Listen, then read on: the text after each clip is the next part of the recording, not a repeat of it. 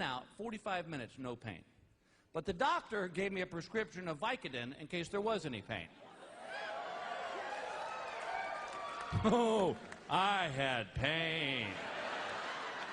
Where has that been my whole life? Vicodin. You know why? I now know why you have to have a prescription to get that mess.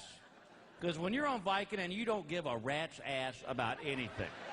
We could walk out here on the 91, get hit by a semi, bam! We're like, my fault, my fault.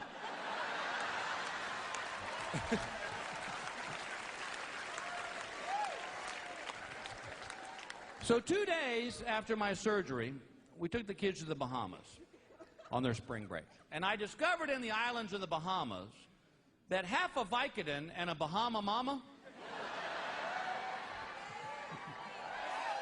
makes for a bitchin' day.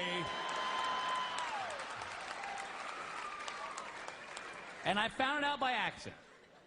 What happened was we went to this resort where the whole deal was you could swim with the sharks in the lagoon. You don't really swim with them. They're just like on a little fence, and you can touch them, and they charge you more money. Well, my son was a shark fanatic at the time. I mean, the first morning, I'm kicked back in my wife and I's bed, just kind of rested. He comes bolting into our room and goes, "Let's go see the sharks!" And does this Spider-Man leap. And in slow motion, I watched him as he landed right on my hernia. And I'm just like, oh, Mr. Vicodin. But as I'm reaching for these pills, I realize I got to be careful because I have no drug or alcohol tolerance at all. I swear to you, I'm the cheapest drunk on the planet. It takes nothing to get me loopy and doing stupid stuff. Yeah, something like that. Well, like riding an electric floor buffer for a shot of tequila. Did it. If I get the flu at my house and I take a shot of NyQuil, I'm walking around my own living room looking at my wife going, "Hey, baby, what's up?"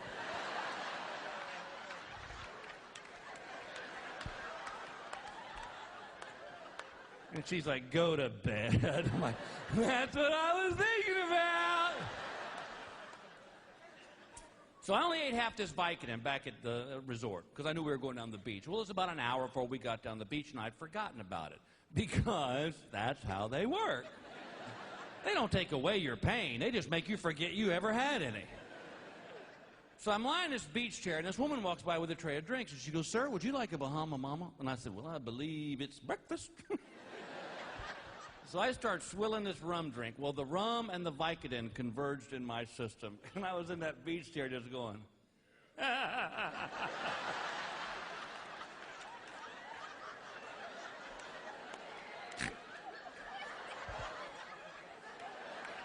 I'm going to braid my hair. And my wife goes, "Oh, God." She goes, Bill, woo, look at me. Both eyes. "Bill, you're scaring the kids. Now, honey, I'm going to take them to the pool, all right? Now, you sit, Bill, woo, woo, woo.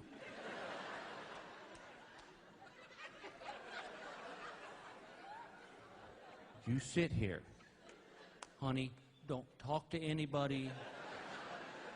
Don't look at anybody. You know what? Just stare at the sand." I'm like, "Can do."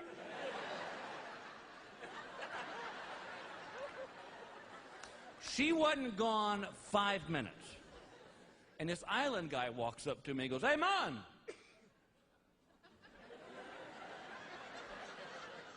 "What you looking at?"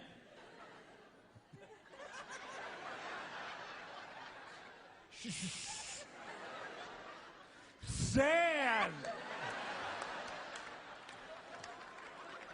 It's everywhere." "Well, forget the sand. Let's go parasailing." "Why, that sounds superb, my friend. I've never seen Vicodin land from 300 feet in the air." And I just climbed in this cat's boat. I didn't ask for a driver's license. I didn't ask for immigration papers. If we're headed to Cuba, put the enchiladas on, because Daddy's home. Now, you know what parasailing is, right? Yeah. That's where they hook half an acre of parachute to you. 300 feet of rope that's attached to you and this guy's boat. You have now become his personal kite. So they put me on this platform, and there was 3 guys on the boat. There was the guy hooking me up, that was his job. And the other 2 guys' job was to drink beer. And apparently, they were professionals. So they get me all hooked up, and there was no on your mark, get set. It was just, woo! We took off, and I start rising up, and I was just, woo! This is righteous! Look at Viking land! Oh, look at the little fish! Hello, fishes! At 300 feet, the rope jerked. Now, apparently, that was enough of a jerk to jerk me out of Vicodin land and into reality land. I'm 300 feet in the air. I'm scared of heights.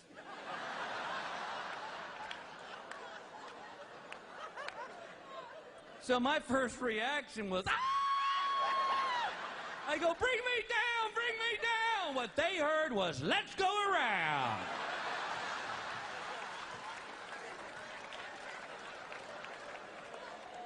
As we are circling the lagoon for the 3rd time, I realize these cute little fish are the sharks. I've got 2-day-old hernia scars. Oh, they can smell that. They're circling the boat like, oh, come to papa. No more stupid squid for me. And I have no idea why the shark had a French accent.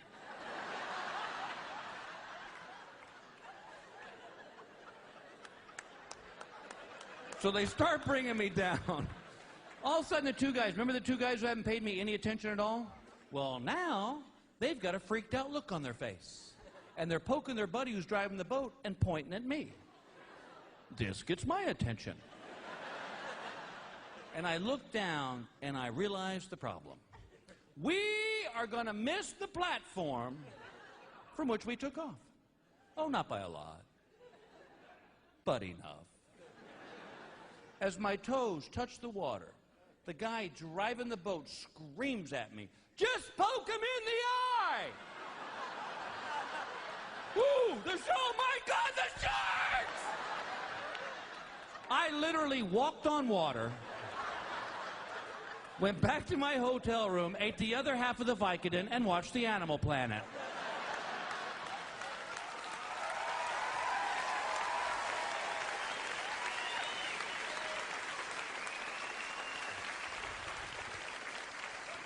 Thank you. Did you guys watch the Animal Planet? Oh, I am so addicted to that thing. And that guy, Steve Irwin, oh, he's like a wreck on the highway, all right? You don't want to look, but you just got to. He jumps on the backs of crocodiles and puts his hands over their eyes. What is that? Is that some kind of sick game till the crocodile guesses who you are? It's like, Steve, oh, you got me, my turn. Did you see the one where he was mowing the grass in the alligator pen? And the alligator grabs the lawnmower while it's still going and pulls it underwater. That is a tip from the alligator. He's saying, no need to mow today, Steve. Little cranky. My favorite one, did you see where he was messing with the spitting cobras? This was his shining moment of idiocy. He's got this spitting cobra in front of him, all right? And he's making it mad with his backpack. He's going, oh, look. Look how he stands up when he's angry. Oh, it's all right, little fella. I'm not going to hurt you. And you could actually see the snake go, that's it. And he spit poison in Steve's eyes. Well, Steve freaked out. He goes, oh, my God, he spit poison in my eyes. And y'all, I am screaming at my television set. They're spitting cobras, you moron! Jesus, didn't you hear the...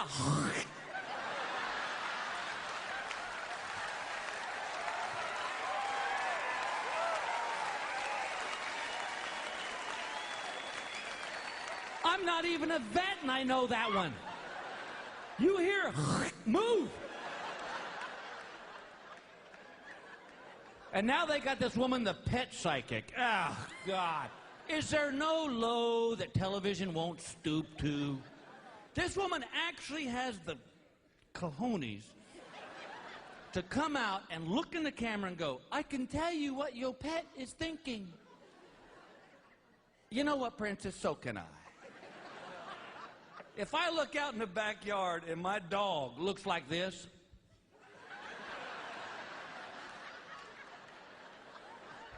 I know he's not trying to jump the fence.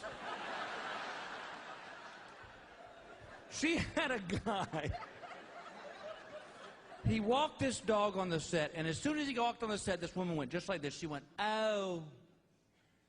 Oh, he's not very happy, is he? He's telling me. Oh, good Lord.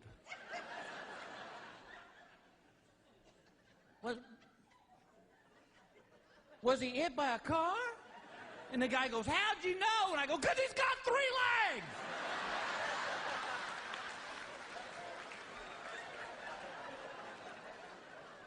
My favorite guys are the snake guys. These are the biggest morons on the planet. Because they're always holding some hugely venomous snake. I go, oh, look, it's the beautiful black mamba. And you see the snake go, tish, and latch on their face. And like, oh, the little fella's hungry. I need some anti-venom. No, you need a bullet in the head. You should not be breeding. See, that right there, that's why I don't have my own animal show. Because I'd be like, hey, look, everybody, it's the beautiful black mamba. Why, you son of a...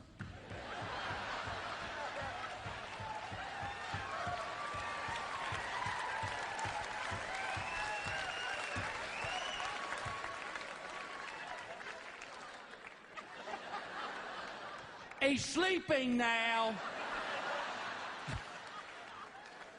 Did you read about that woman in Australia who found the 6-foot snake in her toilet? Yes, a 6-foot live snake in her toilet. Can I tell you something? If I found a 6-inch worm in my toilet, I don't need a toilet anymore. I need a new set of underwear because I just hit a deer.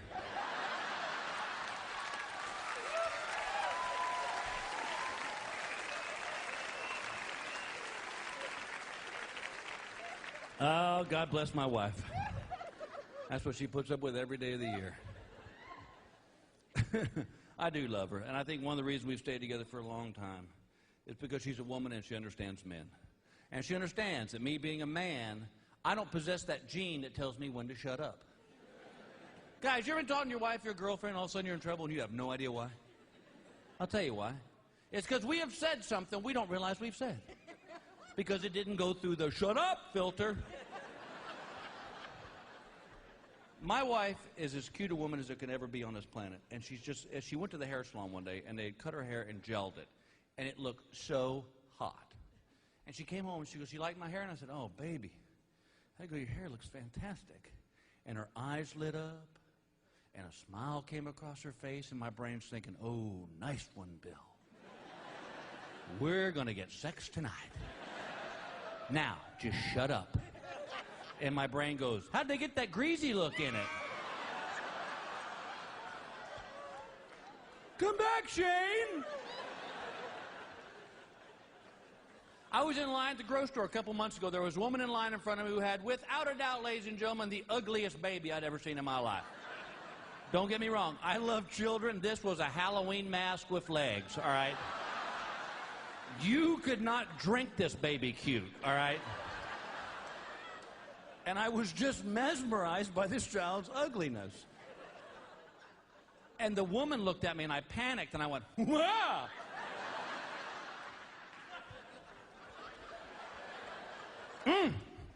That's a handsome little man there. And the lady said, she is a little girl. Every synapse in my brain is screaming, shut up, man. Just look stupid like a guy. Just look stupid. And my mouth goes, think of the money you'll save on prom dresses.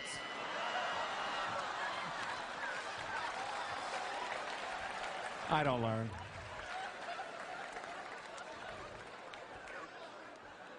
We try to do a lot of things together, my wife and I do. That really hadn't worked out. Well, she don't like to hunt and fish, and I don't like to go see movies. And I'd go see movies, but we have to go see movies. You know, like The Wedding Planner and, Yeah.